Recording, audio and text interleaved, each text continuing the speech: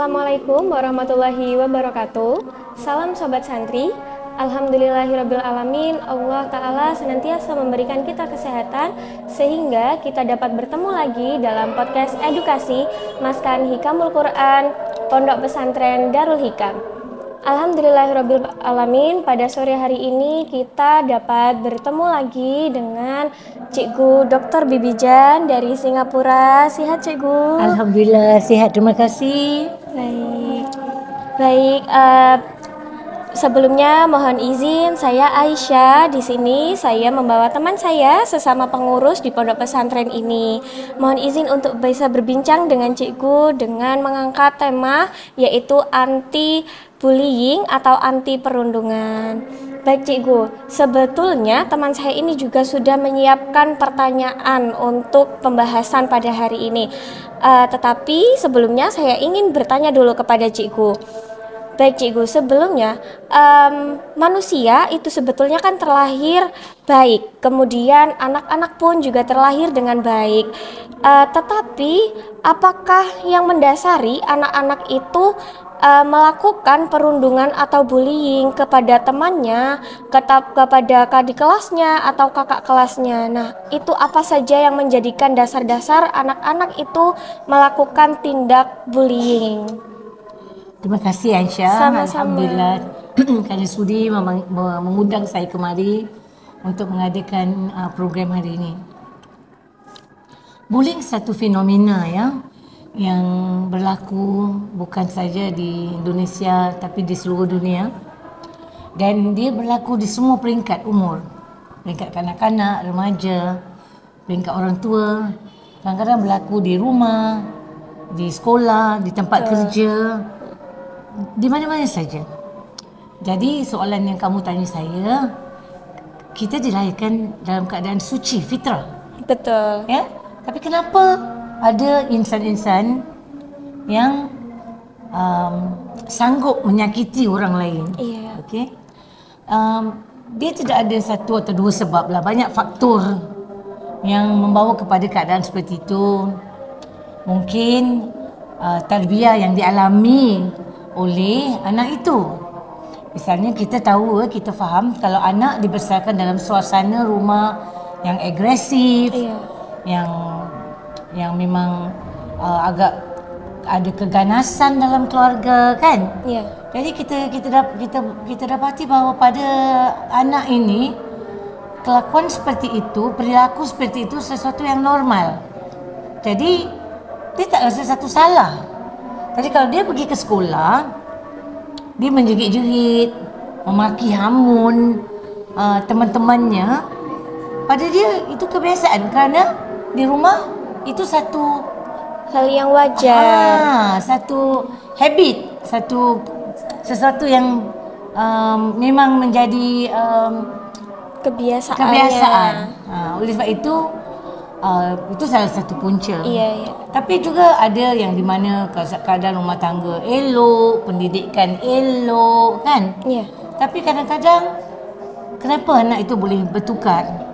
Mungkin sekitarannya, dari lingkungannya ya Cikgu ya? Lingkungannya, ya benar.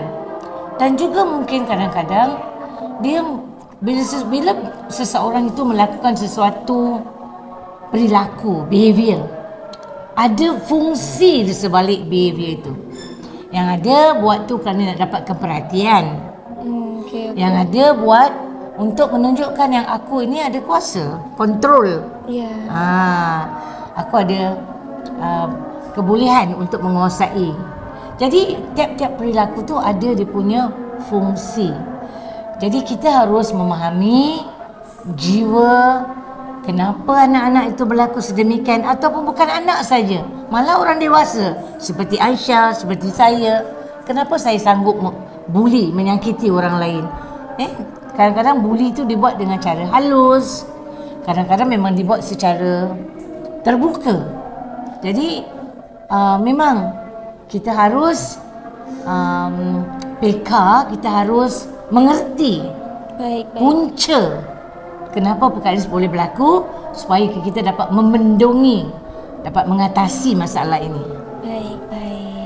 Kemudian Cikgu, treatment apa yang harus kita berikan kepada kakak kelas agar tidak melakukan pembulian kepada adik-adik kelasnya?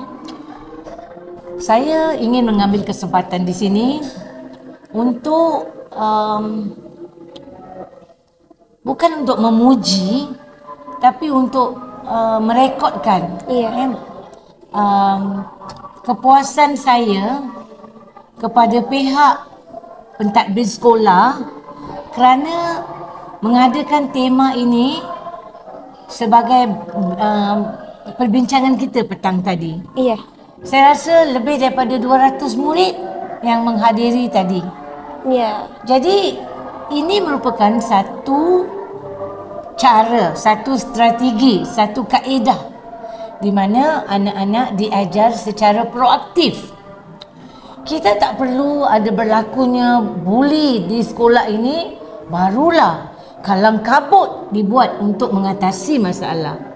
Oleh sebab itu, saya rasa pihak pentadbir sekolah telah membuat satu keputusan yang sangat bagus dan sangat baik untuk mengadakan program seperti ini dengan harapan dapat mendidik, mentarbiah, meningkatkan kesedaran para pelajar.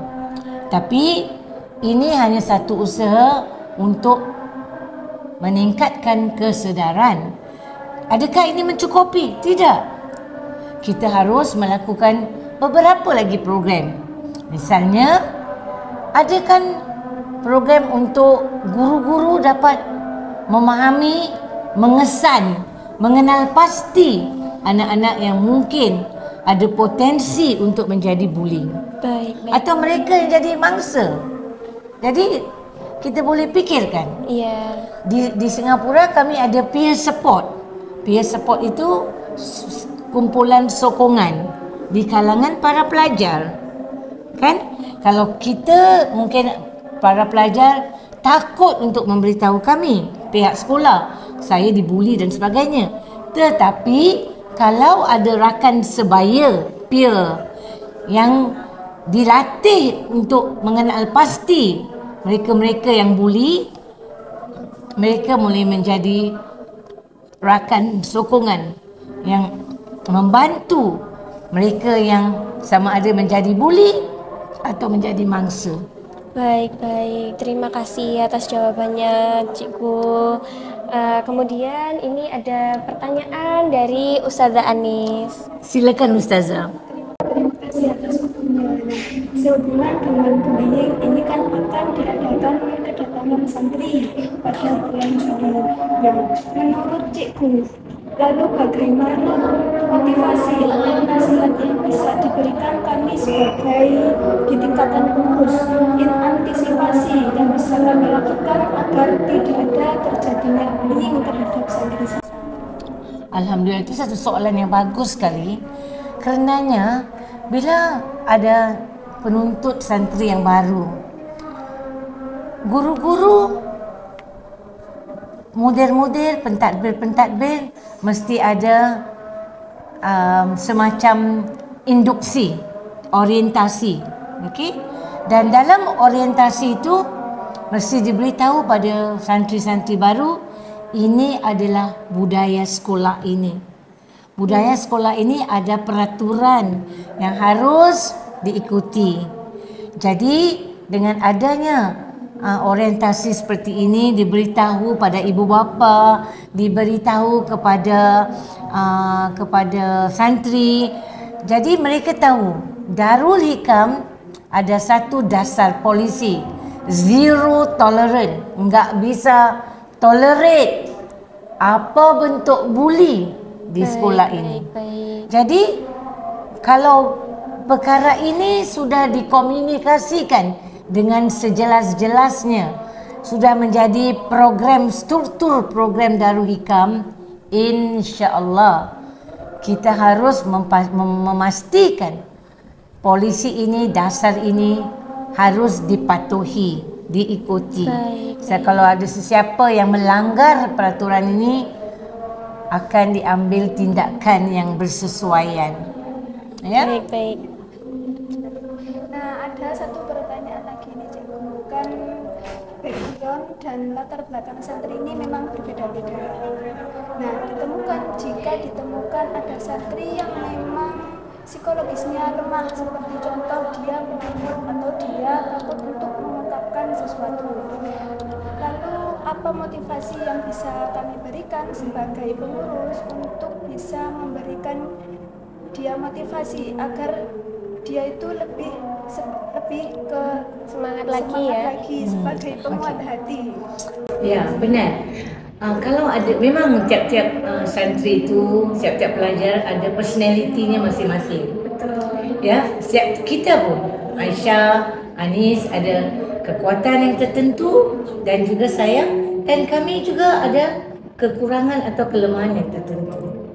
Jadi, kalau ada semacam budaya sokong menyokong, dokong mendokong, saling membantu, budaya ini dihidupkan di Darul Hikam, insya-Allah.